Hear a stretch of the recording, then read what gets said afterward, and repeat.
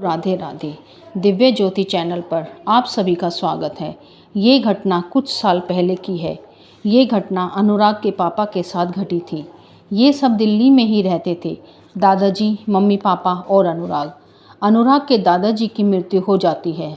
अनुराग उस वक्त 11वीं 12वीं क्लास में था। दादाजी की मृत्यु का सबको बहुत दुख होता है।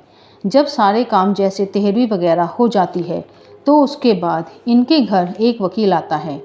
वो कहता है कि रामलाल यानी कि दादाजी ने एक वसीयत बनाई थी। कहा था कि मेरी मृत्यु के बाद ये वसीयत मेरे घर वालों के सामने पढ़ देना। वकील पढ़ता है कि दादाजी की जायदाद में से एक बहुत बड़ा बंगला जो कि राजस्थान के गांव में था, वो अनुराग के पापा के हिस्से में आता है और जहां उनके दादाजी का जन्म हुआ था वो बड़े हुए थे। फिर वो अपने बड़े बेटे के जन्म के बाद दिल्ली आ गए थे अपने परिवार के साथ और उनका वो बंगला वीरान होता चला गया। वकील सारे पेपर वगैरह उन्हें देकर चले जाते हैं। रामलाल की मृत्यु के बाद लगभग 1.5-2.5 महीने बाद अनुराग के पिताजी सोचते हैं, थोड़ा सा फ्री हूँ, एक बार गांव जाकर वो प्रॉपर्टी जो पिताजी ने मेरे नाम की है देख कर आता हूँ। वो अपनी पत्नी से कहते हैं, चलो देख कर आते हैं। वो कहती है कि आप ही जाइए, मुझे यहाँ पर बहुत काम है और वैसे भी कौन सा वहाँ पर हमें रहना है। वो अपने बेटे अनुराग से पूछते हैं कि बेटा चलोगे। वो कहता है कि क्या करोगे, यहीं पर सब ठीक है। वो खुद ही चल देते हैं। वो टिकट बुक करके वहाँ पर जो इनके पिताजी के दोस्त थे उन्हें फ़ोन करते हैं कि मैं आ रहा हूँ वो बंगला देखने। वो उसकी देखरेख करते थे। वो बड़े ही धीमी आवाज़ में कहते हैं, ठीक है बेटा आ जाओ, मगर अमावस्या या पूर्णमासी की रात को मत आना। ये अनुराग के पापा पूछते हैं, ऐसा क्यों बोल रहे हैं आप। वो बोलते हैं, कुछ नहीं बेटा, तुम आ जाओ। वो ट्रेन से गए, फिर एक गाड़ी बुक की गांव तक जाने के लिए। गांव पहुंचते पहुंचते लगभग 10 बज गए थे। फिर वो उन अंकल जी से मिलते हैं, चाय पानी खाना वगैरह खाते हैं। वो बंगला गांव से काफ़ी दूर हटकर था, एकदम से थोड़ा सुनसान इलाके में। वहाँ पर लोग थोड़ा कम ही आया जाया करते थे।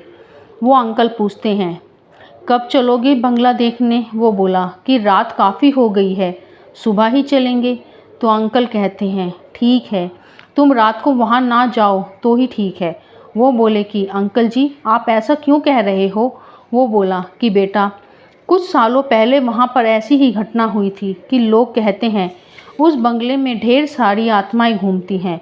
भूत प्रेत पिशाच वहाँ बंगले के आसपास से जो भी गुजरता है वहाँ पर रह रहा आदमखोर पिशाच उसको झपट लेता है और उसके टुकड़े टुकड़े करके उसका खून मांस पूरा चूस कर खा जाता है। सिर्फ और सिर्फ बचता है सामने वाले का नरकंकाल। रामलाल का वो बंगला साधारण बंगला नहीं रहा, बल्कि वो एक भूत बंगला बन चुका है। हंसते हंसते वो अपने अंकल से बोलते हैं कि क्या बात कर रहे हैं आप, ये तो आपने बिल्कुल फिल्मों का सा माहौल बना दिया। अंकल जी चुप हो जाते हैं, मुंह लटकाए हुए 2 मिनट तक शांत। अंकल जी कहते हैं, ठीक है बेटा, देख लो जैसे तुम्हारा मन हो। वो बोला कि अंकल जी अब तो ऐसा मन हो गया कि मैं कल दिन में नहीं रात में ही बंगला देखने जाऊंगा। अंकल जी कुछ बोलना चाह रहे थे मगर कुछ नहीं बोले, सब सो गए। सुबह उठे अनुराग के पिताजी पूरे गांव में घूमे, शाम होने का इंतज़ार कर रहे हैं, क्योंकि अंकल जी को झूठा साबित करना है कि यहाँ बंगले पर ऐसा कुछ नहीं है। अंकल ही नहीं बल्कि पूरे गांव वाले उस बंगले के बारे में तरह तरह की बातें करते हैं। शाम हो जाती है। अंकल जी के घर पर से बंगले का रास्ता 2.5 किलोमीटर का था। अनुराग के पिताजी ने सोचा पैदल ही घूमते घूमते चलते हैं। बंगले पर पहुंचते पहुंचते उन्हें 8 सवा 8 हो चुके थे। उस वक्त गांव वाले अपने अपने घरों में चले जाते हैं। सड़कें खाली सुनसान हो जाती हैं। इनके बंगले के दोनों तरफ घने जंगल था और एक तरफ तो गहरा कुआं था।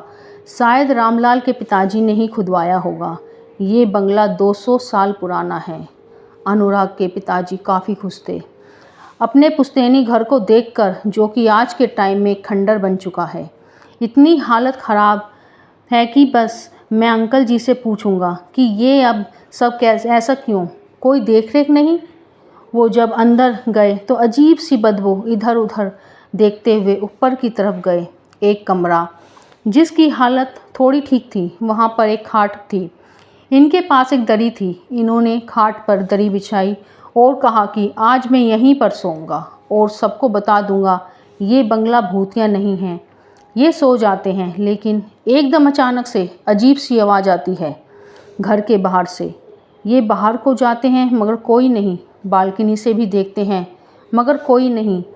कोई भी आवाज़ ऐसी थी कि जैसे कोई चिल्ला रहा हो, दर्द से कराह रहा हो। वो बोले कि शायद मेरा वहम होगा, सुनसान इलाका है, शायद कोई जानवर हो। ये वापस आकर सो जाते हैं तो इनको एकदम से किसी की आवाज़ आती है, बहुत दर्द भरी आवाज़, जैसे किसी ने उसे बुरी तरह से मारा हो। ये एकदम से हड़बड़ा कर उठे, बाहर आए कि देखते हैं कि क्या है ये। देखा मगर वहाँ कुछ नहीं। वो सोचने लगे, थोड़ी देर देखता हूँ कि क्या है। नीचे जाकर भी देखा, कोई नहीं। अपने आप में बोले कि मुझे ही कोई अजीब सा सपना आ रहा है। ये फिर कमरे में गए, वहाँ लेटे रहे कि देखता हूँ सपना है या कुछ और। लेकिन ये क्या, एकदम से गोली चलने की आवाज़ आई और ये तो गोली की आवाज़ है। ये जिस कमरे में लेटे थे उस कमरे का दरवाज़ा बाहर से एकदम से खुलता है और दरवाजे के अंदर कोई भागते भागते आया। उसे देखकर लग रहा था कि वो बहुत डरा हुआ और सहमा हुआ है, किसी से बचता बचाता अंदर भाग के आया है। ये गांव है ना जाने कितने दिनों से बंद है, कोई लाइट भी नहीं है यहाँ पर। जो अंदर भाग कर आया, अंधेरे की वजह से चेहरा नहीं दिखा, भागता हुआ अंदर वाले कमरे में गया है। उठे, डर लग रहा है। कौन है, कौन आ गया? गोली की आवाज़ भी आई थी। कौन कौन है अंदर, कौन गया है वहाँ पे? बाहर आओ, अपना चेहरा दिखाओ, कौन हो? फ़ोन की टॉर्च चालू करके बोले। अंदर से किसी के कराहने की आवाज़ आई, अभी भी आ रही थी। इन्होंने सोचा ज़रूर कोई लफड़ा हो गया होगा, बाहर कोई बचते बचाते यहाँ आ गया है। धीरे धीरे उस कमरे की तरफ बढ़ते हैं। जैसे ही अंदर जाते हैं तो क्या पाते हैं, अंदर कोई नहीं है। मतलब कोई नहीं है, ऐसा कैसे हो सकता है? कमरा बहुत छोटा है, कोई सामान भी नहीं। फिर से पूछते हैं कौन है? फिर वापस जहाँ सो रहे थे वहाँ आते हैं। दरवाज़ा अभी भी खुला हुआ है, कोई बाहर जाते नहीं दिखा। मैंने साफ साफ देखा कि कोई आया था अंदर। ये क्या हो रहा है? खैर, मैं पूरी रात बैठ कर देखता हूँ क्या है। वो चारपाई पर बैठे रहे। बैठे बैठे रात के 3 सवा 3 बज गए। इन्हें ऐसी ऐसी आवाज़ें आ रही थी जैसे कोई किसी को मार रहा हो, पीट रहा हो। इतनी दर्द भरी आवाज़ें, गोली चलने की आवाज़ें, जैसे कि बाहर कोई चल रहा हो। इनकी चारपाई के नीचे बैठकर कोई ज़ोर ज़ोर से रो रहा हो।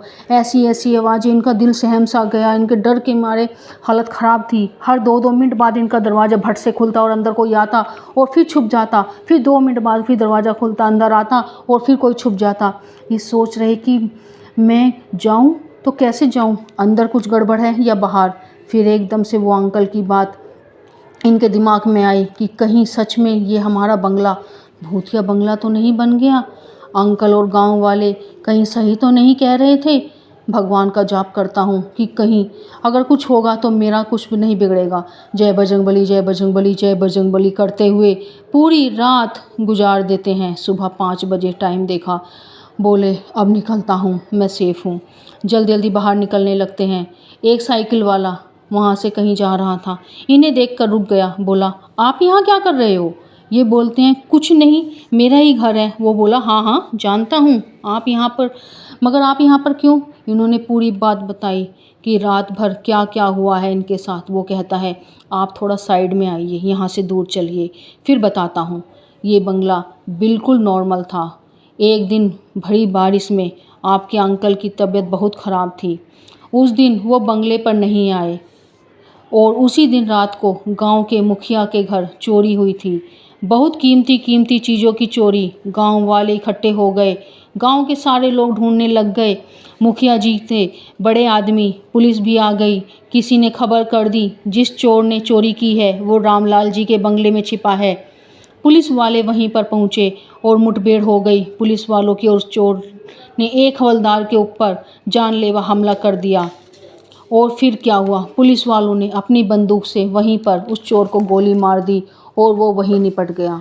उस दिन के बाद से उस चोर की आत्मा अभी भी इस बंगले में भटक रही है।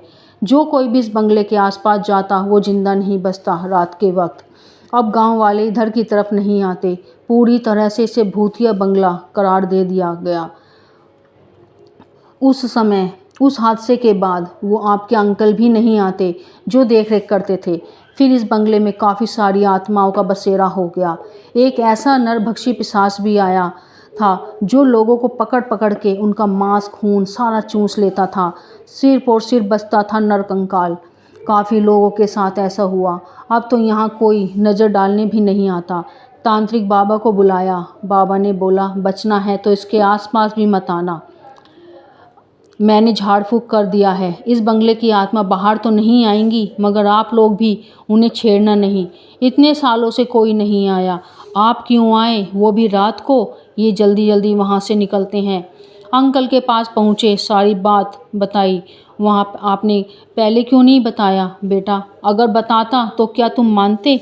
ऐसे ही हंसते जैसे कल हंसे थे। फिर अनुराग के पिताजी दिल्ली वापस चले गए। उन्होंने कसम खाई, मैं तो क्या, मेरी आने वाली कोई भी पीढ़ी इधर की तरफ कभी नज़र उठाकर भी नहीं देखेंगे।